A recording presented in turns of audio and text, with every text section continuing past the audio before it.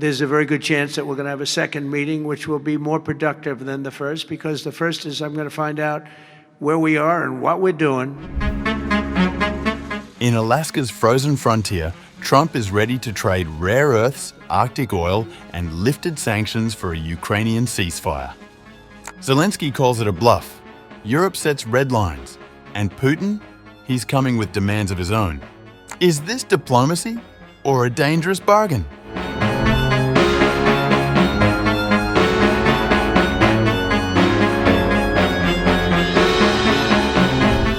As President Donald Trump prepares for his highly anticipated meeting with Vladimir Putin in Anchorage, Alaska, on August 15th, new details have emerged about the economic package he plans to offer the Russian leader.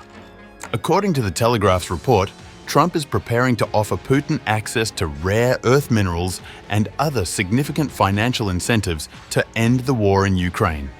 The proposals include granting Russia access to Alaska's natural resources and lifting certain US sanctions on Russia's aviation sector, which has struggled under international restrictions since 2022.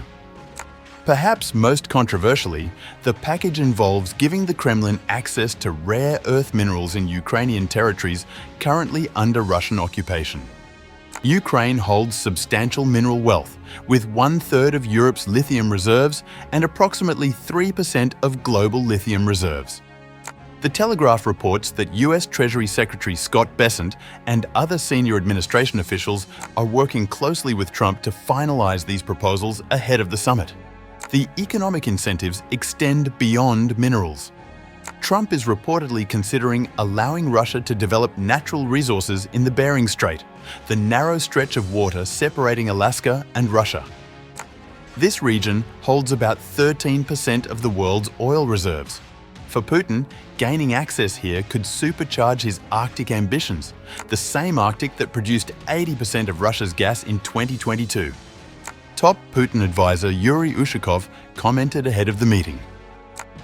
Incidentally, the economic interests of our countries intersect in Alaska and the Arctic, and there are prospects for implementing large-scale, mutually beneficial projects. However, Trump has made clear that these incentives come with conditions. Speaking at a press conference, Trump issued a stark warning to Putin. Mr. President, will Russia face any consequences if Vladimir Putin does not agree to stop the war after your meeting on Friday? Yes, they will. Yeah. What will the consequences there will be be? consequences. Sanctions, tariffs? There will be, I don't have to say, there will be very severe consequences. Despite these threats, Trump outlined his vision for what could follow the Alaska meeting.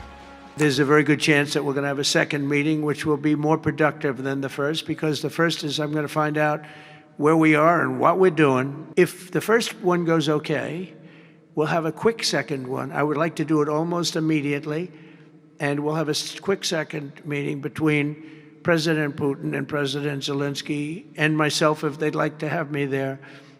And that would be a meeting where maybe it could be absolutely work. But the first meeting will not work that out. Certain great things can be gained in the first. It's going to be a very important meeting.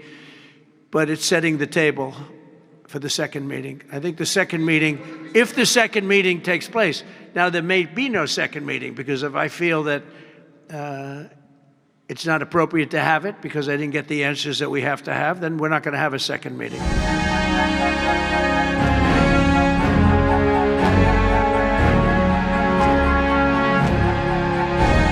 Meanwhile, Ukrainian President Volodymyr Zelensky participated in a crucial video call with Trump and European leaders just 2 days before the Alaska summit. Following this call, Zelensky issued a direct warning about Putin's intentions. I told the US president and all our European colleagues that Putin is bluffing. He is trying to put pressure before the meeting in Alaska along all part of the Ukrainian front. Russia is trying to show that it can occupy all of Ukraine. Of course, this is their desire. The Ukrainian president emphasized that any meaningful peace negotiations must include Ukraine at the table. As for our principles, as for our territorial integrity, in the end it is still decided at the level of leaders. It is impossible to solve this without Ukraine. And, by the way, everyone supports this. Zelensky stressed specific conditions for any peace framework during the call. We must prepare a trilateral format for the conversation. There must be a ceasefire, number one. There must be really reliable security guarantees. Today, by the way, President Trump spoke about supporting this and about America's readiness to participate. Also, among the agreed principles, Russia cannot have a veto right over Ukraine's European and NATO perspectives, and peace talks should be combined with appropriate pressure on Russia. Sanctions must be in place, and they must be strengthened if Russia does not agree to a ceasefire in Alaska. Trump described the video conference with European leaders and Zelensky positively, rating it a 10 and calling it very friendly. The call included leaders from Finland, France, the UK, Italy, Poland, the EU, and NATO Secretary-General Mark Rutte, all seeking to present a united front before the Trump-Putin meeting.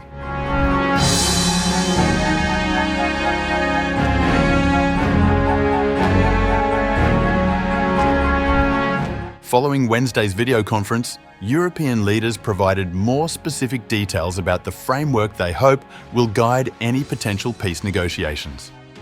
German Chancellor Friedrich Merz, speaking alongside Zelensky in Berlin, revealed that Ukraine has signalled a willingness to engage on territorial questions under strict conditions. We have made various points clear for the negotiations. We have made it clear that Ukraine must be at the table as soon as follow-up meetings take place. We want the negotiations to proceed in the right order. A ceasefire must come first. Essential elements should then be agreed upon in a framework agreement. Finally, thirdly, Ukraine is prepared to negotiate on territorial issues. However, the so-called contact line must be the starting point. Legal recognition of Russian occupations is not up for debate. The principle that borders must not be changed by force must continue to apply. Grenzen nicht gewaltsam verändert werden dürfen, muss fortgelten. French President Emmanuel Macron, speaking after the call, provided additional insight into Trump's position on territorial negotiations. President Trump was very clear on the fact that what the United States wants is to obtain a ceasefire during this meeting with Russian President Vladimir Putin in Alaska.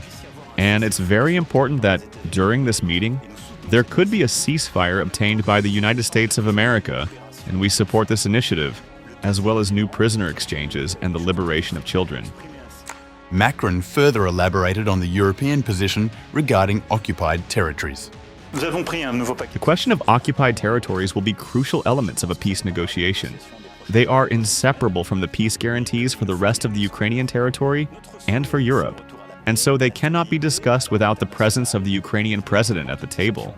Today, there is no serious scheme of territorial exchange on the table. According to Reuters, Trump told European leaders and Zelensky he won't discuss dividing territory with Putin at their Alaska meeting, focusing instead on securing a Ukraine ceasefire.